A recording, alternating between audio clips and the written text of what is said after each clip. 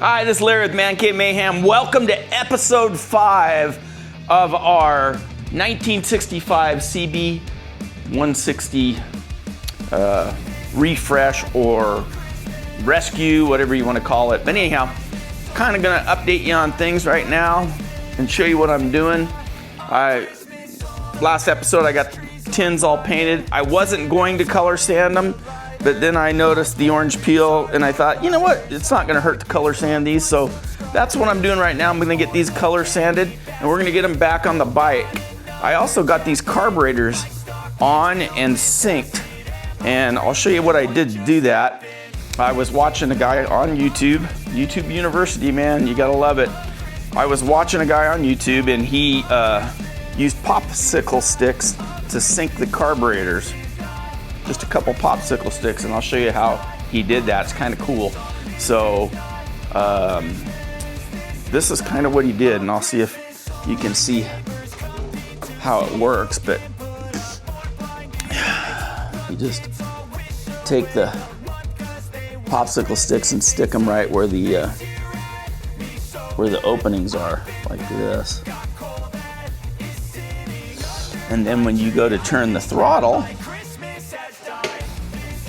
you can kind of tell, and I don't know if I'm capturing this on video, but you can see if one moves before the other one. You might want to have somebody else help you with this, but you can see if one moves before the other one, then you know you need to adjust that. And it actually worked really well. So got those adjusted, at least I think I do. And we're gonna start getting some of this put together, but not before we color sand these. So that's what we're gonna start on today. If you haven't yet, don't forget to like, share, subscribe, hit that bell for notifications. Check us out at Instagram at mancave_mayhem. Don't forget to check my affiliate link on Amazon. I've got some cool products there that I use in my videos. And let's get started with this video. All right, so I'm starting out with some 2000 grit and hitting this. You just kind of got to watch things. I'm using water. You kind of got to watch. I don't know if you can tell. You can kind of see the orange peel. I'm not a great painter, but so we're going to take that down. You can actually do 1500, and I may start with 1500.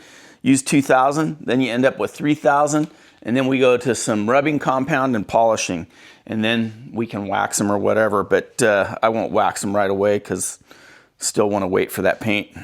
I had these sitting out in the sun all day yesterday, and they got pretty hot, so they cured up. They're pretty hard now, but they don't look bad.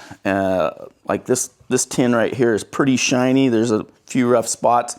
Front fender needs some love, so I'm just hitting it, and that's the way I'm doing it.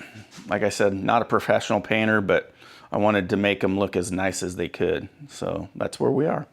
All right, I got most of the orange peel, at least down a little bit. I knocked some of the rough stuff off, mostly in the areas where you're gonna really be seeing the fenders, because it still looks pretty good. I just you know, I don't want to spend a bunch of time on that. I want to get the thing together. So the paint job, I would say, looks good enough for government work, right? So next step on this is I'm going to be using some rubbing compound to get this shined up a little bit, and then we'll go to the polishing compound, and then we'll be done with the fenders and the side cases. The only other thing I want to do to the fenders is I bought some Rust-Oleum for underneath. So I'll tape these off and then spray the underside of the fenders, and then they're going on the bike, and we can start getting this thing put together. So that's what we're gonna do.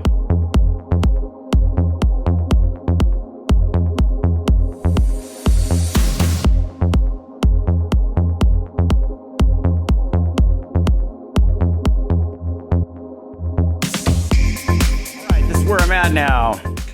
I've been color sanding. I got this almost down where I want it. It's gonna be a little rough. I color sanded the back fender. It came out really nice. That's kind of what we're looking at there. And then here's the side cases, and I'm pretty happy with those too. They're pretty dang shiny and they look good. So those are done. Back fender's done. Now I just got to finish that front fender.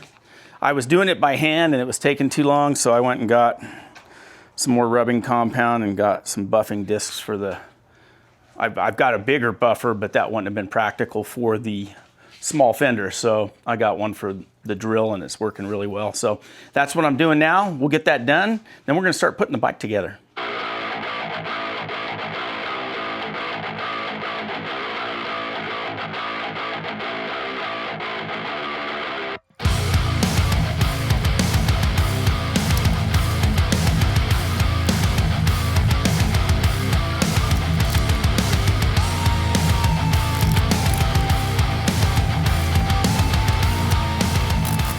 All right, we got the rear wheel on.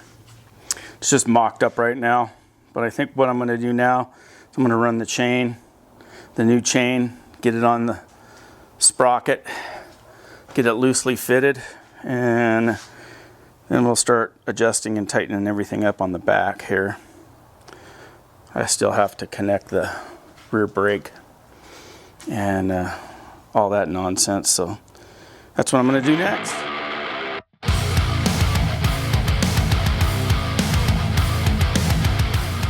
We're making some good progress here. I'll show you what we got done here. We have got the rear tire on, which looks a lot better. It's the right size, you know, not gonna be rubbing. We got the chain on as a niche chain. I'm real happy with these chains. They're a lot cheaper than the, whatever, the DID chains, and it's an X-ring chain. Looks good. So everything's hooked up, everything's tightened down, got the brakes hooked up. Now we're gonna move up to the front of the bike. We're gonna get that pretty fender on. Get that fancy repainted fender on, and then we'll get the front tire on. If you haven't yet, don't forget to like, share, subscribe, hit that bell for notifications. Check us out at Instagram at Mancave_Mayhem. Now let's get on with the video.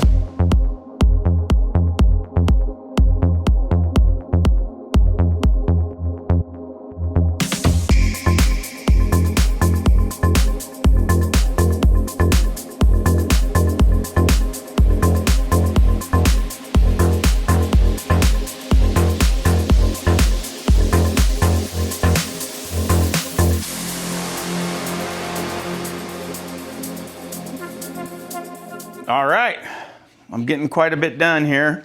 Front tires on, back tires on. I'm sure I probably already told you this, but we got the chain all on, new chain, pretty gold chain. Everything's hooked up. I went to, you know, kind of adjust the chain and everything, and the chain's hitting the exhaust. They modified this exhaust. When I pulled it out, there's all kinds of like debris falling out of it. Stuffing's falling out of it. So I don't know if they had a kit or whatever, but they pop riveted this little end piece on and shortened these pipes up. So I'm gonna clean these up and I'm gonna pull this apart. I drilled out the rivets and I'm gonna pull that apart and clean that pipe out. So that's what I'm gonna do next. I'm gonna do it on the other pipe too. Get those all polished up and then get them back on the bike. All right, well, it doesn't look like I'm gonna be able to pull that apart. I looked down there with a flashlight and there's not much in there. There's a little, but you can see the debris coming out of it.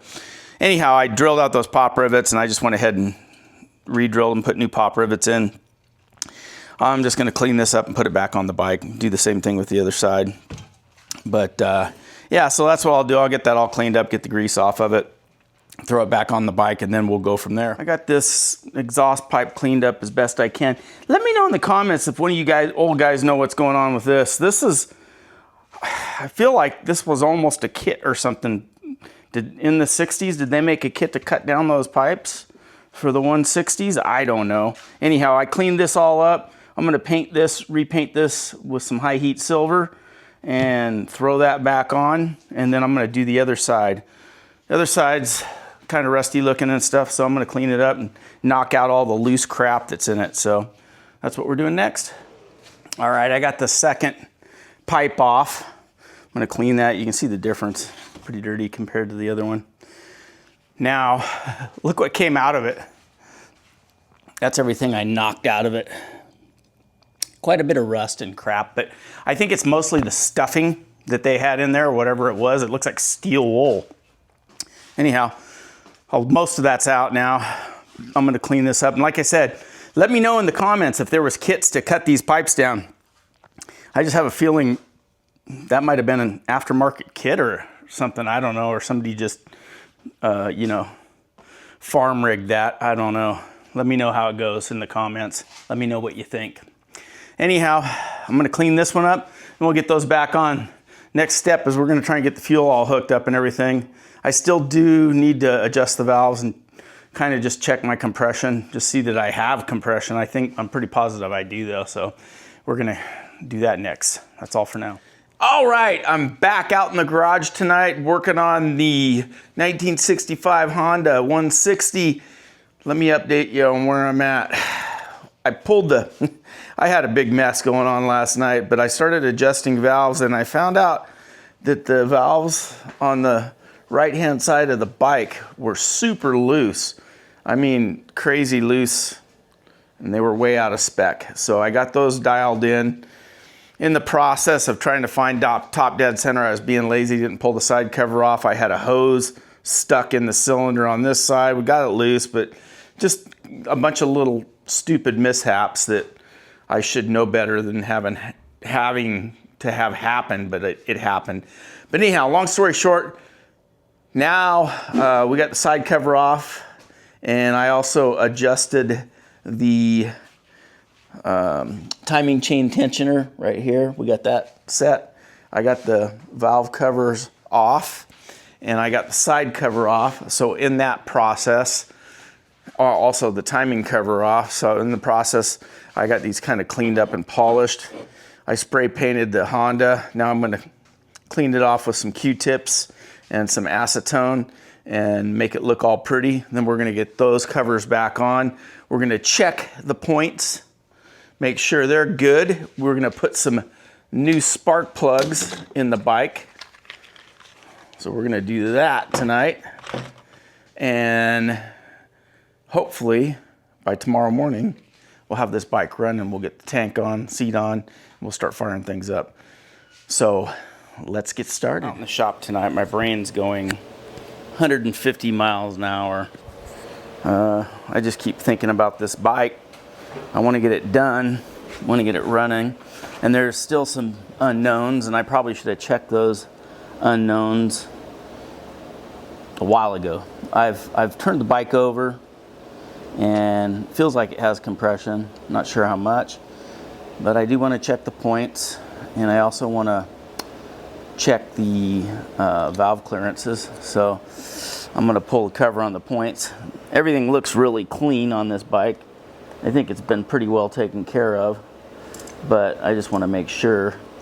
So what I'm going to do is I already have these covers pre-loosened, so I'll pop these covers off. I'm going to polish these out a little bit too, clean them up, but I loosened these up ahead of time so I could check the valves. And I really need to find top dead center on the compression stroke on this, so I'll probably pull a plug on each side and just start checking everything, make sure we're good before we get too carried away. All right, considering that this bike hasn't been probably started for 50 years, I don't know what they use to adjust the valve clearances with. They're pretty maxed out, but I don't know. I'm gonna put my microphone to this to see if you can hear it. This is the adjusted lifter. That's the adjusted tappet. This is the unadjusted one. I mean, it's hugely different. I mean, you could have drove a truck through that one. Both of them are that loose, so I got to tighten the other one down. I mean, they have a pretty tight tolerance on these, so I'm sure that's going to make a difference in the way the engine performs. So I'm going to get the back one adjusted, and then we're going to move over to this side. I'm at top dead center on this cylinder. I'll go to top dead center on that cylinder, do the same adjustment. Then we'll adjust the cam chain tensioner, get some tension on that cam chain, and that'll fix all that. And then we're going to throw new plugs in it, Tomorrow we're going to do a compression test first though. So, but I got to get the valves adjusted, so that's what I'm going to do now. It's probably definitely overkill, and I probably didn't do it enough, but I like to, let me get this junk out of the way. But I really like to kind of detail out the sides of the cases, and I usually just spray paint them, and then I just take some acetone and take the extra paint off so it fills in the letters, so they kind of stand out a little bit. I kind of like that. So you can see the made in Japan kind of thing. See how that works. And I just use some Q-tips and a little bit of acetone, and it takes off the extra paint. So it just kind of adds a little finish and detail to the side cover. And I've done that on a few bikes, and it always comes out kind of cool looking. Some people, I see them do it in red and different colors, but I'm just going to do it. I'm going to stick with the black theme since it's a black bike and black and silver bike. So I don't see how that could be a bad choice, you know.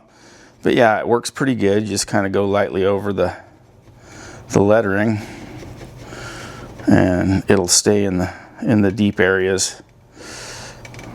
And there it is, right there. So it works out pretty good. Like I said, I'm just using acetone.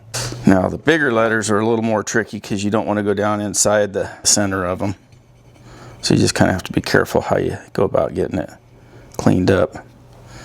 And it takes a little time and patience, but it usually comes out pretty good. And some of you might say, hey, it's silly, you don't even know if the bike runs. And that's true, I don't, but I'm having fun going through this little project. And I have always said that motors want to run, so I'm confident this bike will run. I know it has some kind of compression. I don't know how much, but we're going to find that out real soon. I'm thinking like tomorrow we'll know if she's going to be a runner or not. In the meantime, I might as well, when I put things back together, might as well make it look good, right? And I'm not going into detail on everything. It's not going to be a showpiece, but I do want a few things to stand out on it. And I think doing this will make the side cover stand out a little bit, make it look kind of cool. All right, so here I am. Got a perfectly good motorcycle lift, and I'm down on the floor like usual because I always have something going on. So that's just the way it is. Well, I'm cleaning this up and reusing the gasket that was on it. It's probably not the best idea, but I just didn't have time to get another gasket. This will do for now. If it leaks super bad, I'm going to put some silicone on it. And I know you don't really even need to do that on these, but that'll just assure me a leak-free situation for now. Looks like it had some kind of sealant on it at one time. So we'll get this cleaned up, avoiding any mishaps.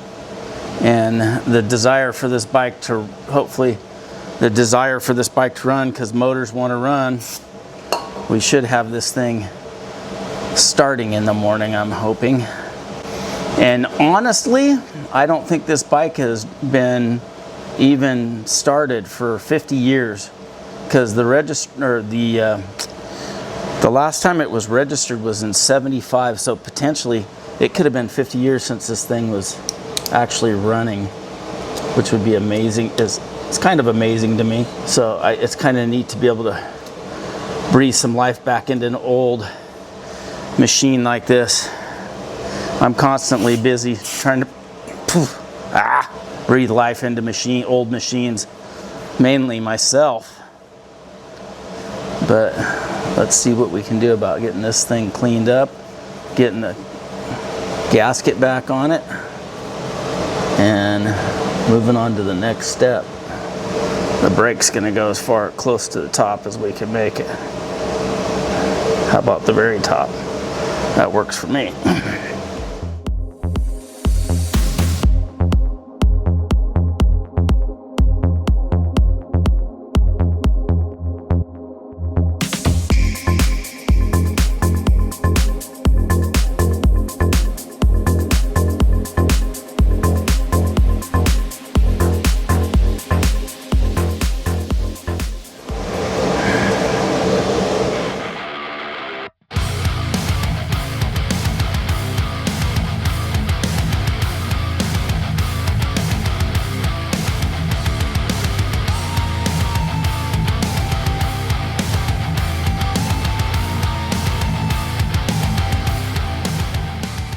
right, that's gonna wrap it up for episode 5 of the restoration of the 1965 CB160. Hopefully we get this thing running in the next episode.